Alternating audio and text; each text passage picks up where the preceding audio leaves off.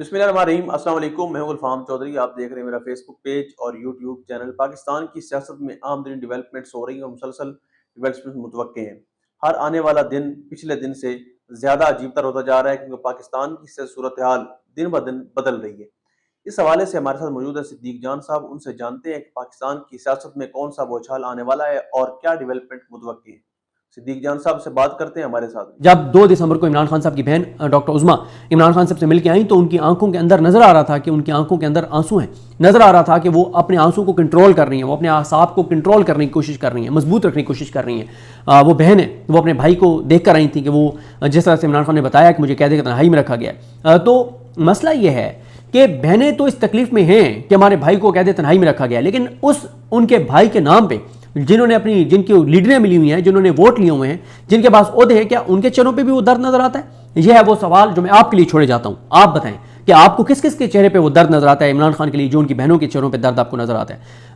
मसला यह है कि उनकी बहनें कहती हैं कि आप कम से कम इतना तो मोमेंटम बनाएं, इतना तो दबाव बढ़ाएं कि कम से कम मुलाकात ही बहाल हो जाए, मुलाकात ही शुरू हो जाए। वो भी आप नहीं कर पा रहे। और ये लाएमन आप अल्लामा राजा नासिर अब्बास और महमूद नजीर पे नहीं छोड़ सकते, ये आपने बनाना है। अब मसला यहां पे क्या है? बात मैं कह रहा था चकदई साहब की और अलामा साहब की।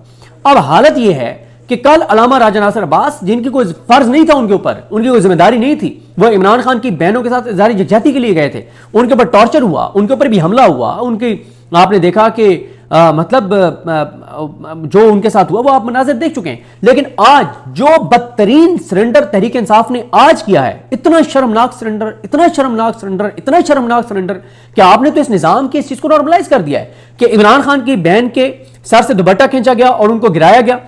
तो जारहाना प्रेस कॉन्फ्रेंस हुई, उससे एक नैरेटिव बना और उसकी भी शायद वजह अल्लामा राजा नासिर अब्बास से, जिन्होंने बैठ के प्रेस कॉन्फ्रेंस में साथ थे। उसके बाद अगली बात इमरान खान की जो बहनें, उनको वाटर कैनन के जरिए हमला करके गिराया गया, तकलीफ दे मनाजिर सामने आए। कोई एक प्रेस कॉन्फ्रेंस तहरीक इंसाफ ने नहीं की उसके ऊपर। हाँ, मीडिया टॉक की, वो असेंबली के अंदर खड़े होके, और वहां पे असेंबली के अंदर जो जगह है मीडिया टॉक की, वहां पे आके मीडिया टॉक कर दी।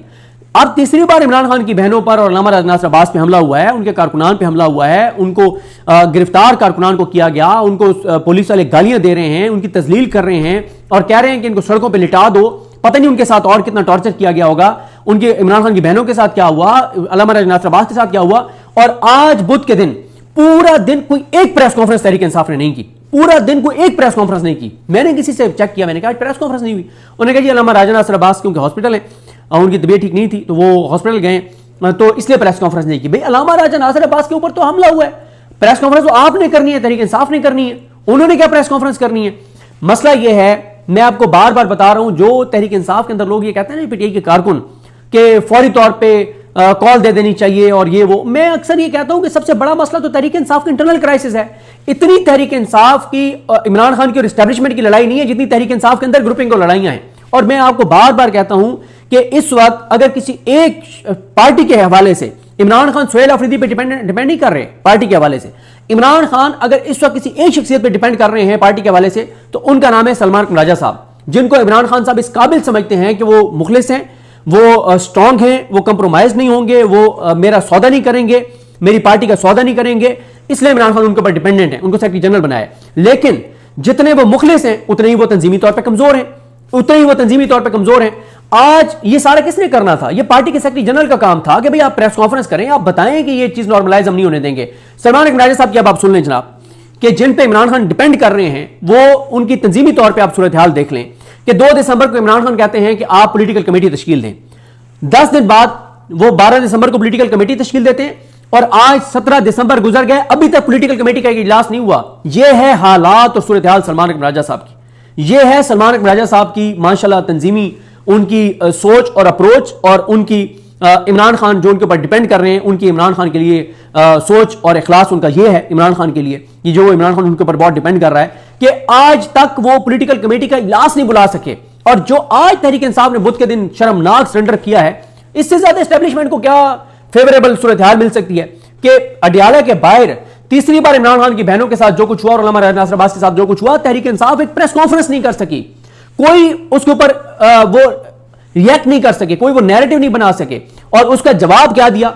उसका जवाब वो एफआईआर के जरिए दी गई, जो एफआईआर काटी गई है। तो मसला यह है कि जब तक सलमान राजा साहब जो हैं अब एक बंदा, आप कहें कि एक बंदा डूब रहा हो पानी में, और एक बंदा जो है जिसको तैराकी भी आती हो, जो तैर भी सकता हो, लेकिन वो जो है वो साथ जो है वो नवाफिल पढ़ रहा हो, तो उसके बारे में ये हो कि यार वो बंदा बहुत ही नेक है, वो बहुत ही नेक बंदा है, वो देखें दरिया के किनारे खड़ा था लेकिन उसने अपने नवाफिल नहीं छोड़े, अपनी रूटीन नहीं छोड़ी, वो जो नवाफिल पढ़ता है। तो उसके उन नवाफिल को आप क्या करेंगे कि वो जो बंदा डूब रहा है, जो वो डूब रहा है, वो उसकी जिंदगी नहीं बचा रहा, वो उसकी जान नहीं बचा रहा, वो नवाफिल पढ़ रहा है, आपके बंदा बहुत नेक है, और भाई उसकी आपकी नेकी ने क्या, आपने उसकी नेकी का क्या करना है?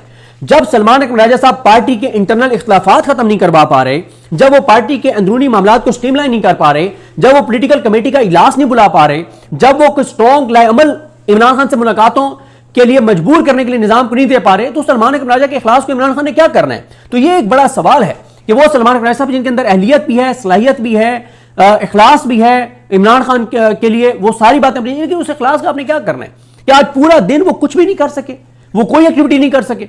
तो ये एक बड़ा तहरीक इंसाफ का इंटरनल जो क्राइसिस है वो इस वक्त सबसे ज्यादा इमरान खान के लिए खतरनाक है। इमरान खान, इसमें कोई शक नहीं है, सबको पता है कि इमरान खान के साथ जो कुछ हो रहा है वो कौन करवा रहा है, लेकिन उसमें सबसे बड़ा जो कंट्रीब्यूशन है वो पीटीआई की पार्टी का है, और पार्टी में भी सबसे बड़ा कंट्रीब्यूशन सेक्रेटरी जनरल का है। भाई अगर सलमान राजा साहब नहीं कर पा रहे तो रिजाइन कर देना, कहें कि मैं नहीं कर पा रहा, ये मेरा रिजाइन पड़ा, बात खत्म हो जाएगी।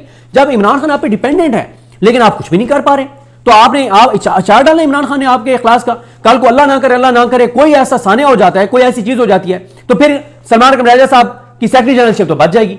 मतलब कि ये एक बड़ी, एक सबसे बड़ा मसला पीटीआई का इंटरनल है, इनके इंटरनल सूरत हाल है, इनकी इंटरनल लड़ाइयां हैं, इनकी इंटरनल लड़ाइयों की वजह से ये सारा कुछ हो रहा है। तो ये, और मैं आपको बताऊं इसमें ठीक है, सुहेल आफरीदी कहते हैं कि वो इमरान खान ने जो है वो पार्टी के हवाले से कहा है कि मेरी चीजें कम्युनिकेट सलमान राजा करेंगे और वो एग्जीक्यूट करवाएंगे, और फाइनल कॉल के हवाले से फैसला अल्लामा नासिर अब्बास और महमूद खान चीजें साहब करेंगे। लेकिन सुहेल आफरीदी साहब खुद को बरी ज़िम्मा नहीं कर सकते, जब उनको नजर आ रहा है कि उनका लीडर कैद में है, जब उनको नजर आ रहा है कि सेक्रेटरी जनरल कुछ नहीं कर पा रहा, जब उनको नजर आ रहा है कि अल्लामा नासिर अब्बास और महमूद खान चकज़ई साहब की अंदरूनी तौर पर चाली नहीं रही पार्टी के अंदर, यानी एमएनएज एमएनए और सेनेटर्स पे, तो फिर सुहेल आफरीदी को एक्टिव होना होगा। सुहेल आफरीदी इससे बरी ज़िम्मा नहीं हो सकते, उनको कुछ ना कुछ करना होगा, उनको कोई सेक्रेटरी जनरल को कहना होगा कि सर एनफ इज एनफ, कुछ करें, ये कोई तरीका नहीं है। आज चारों सूबों में कोई रिएक्शन नहीं आया, आज केपी में कोई रिएक्शन नहीं आया जो इमरान खान की बहनों के साथ हुआ है, आज पार्टी का कोई रिएक्शन नहीं आया, सेनेटर्स का कोई रिएक्शन नहीं आया कि अल्लामा नासिर अब्बास के साथ जो कुछ हुआ है, शफकत बलोच और एमएनए के साथ जो कुछ हुआ है उसके ऊपर कौमी असम्बली के एमएनए का कोई रिएक्शन नहीं आया, जो मीना खान अफरीदी के साथ हुआ है उसके ऊपर केपी असम्बली का कोई रिएक्शन नहीं आया, जो पंजाब के एमपीएस के साथ हुआ है उसके ऊपर पंजाब असम्बली में कोई रिएक्शन नहीं आया।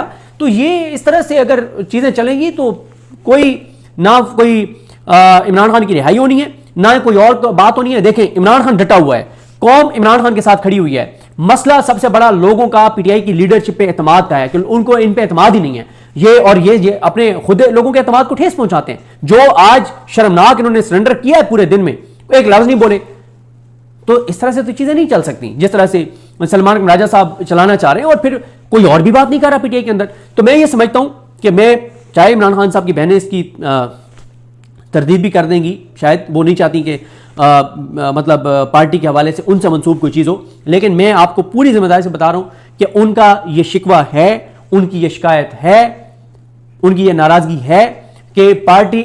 जी बिल्कुल, जिस तरह से आपने सुना कि सिद्दीक जान साहब ने पाकिस्तान की सियासी डेवलपमेंट के हवाले से अहम तरीन हक़ाइक़ हमारे सामने रखे और बताया कि इस वक्त कौन सी कंप्रोमाइज्ड क़यादत है जो इमरान खान साहब की पीठ में झूला घूम रही है, और पाकिस्तान की दीगर सियासी जमातों का इस वक्त सियासत के अंदर क्या किरदार है। अब तक के लिए इतना ही, अपने मेज़बान को इजाज़त दीजिए। पाकिस्तान जिंदाबाद।